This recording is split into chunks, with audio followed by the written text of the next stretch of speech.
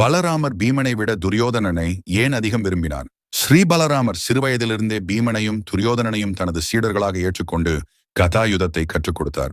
கதாயுதம் என்பது சக்தியை பற்றியது மட்டுமல்ல, சுறுசுறுப்பு மற்றும் வேகத்தையும் பற்றியது. பீம் முரட்டுத்தனமான வலிமையை கொண்டவர். கதாயுத சண்டை கலையில் அவருக்கு எந்த நேர்த்தியும் இல்லை. மறுபுறம் துரியோதனன் போதுமான வலிமையானவன், ஆனால் மிகுந்த சுறுசுறுப்பு கொண்டவன். பீமன் தன் மீது ஏவிய கதாயுத அடிகளிலிருந்து அவனால் சாதுரியமாக விலகிச் செல்ல முடிந்தது.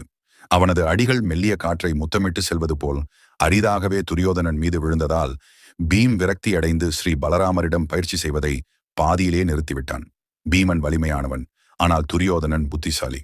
துரியோதனனின் பக்தியையும் கடுமையாக பயிற்சி செய்வதையும் கண்டு சகோதரி சுபத்ராவை துரியோதனனுக்கு திருமணம் செய்து வைப்பதாக வாக்குறுதி அளித்தார். சுபத்திரை வீட்டை விட்டு வெளியேறி அர்ஜுனனை திருமணம் செய்து கொண்டாள். இது குடும்ப மரியாதைக்கு எதிராகவும் ஒரு மூத்த சகோதரராக பலராமருக்கு தோல்வியாகவும் இருந்தது.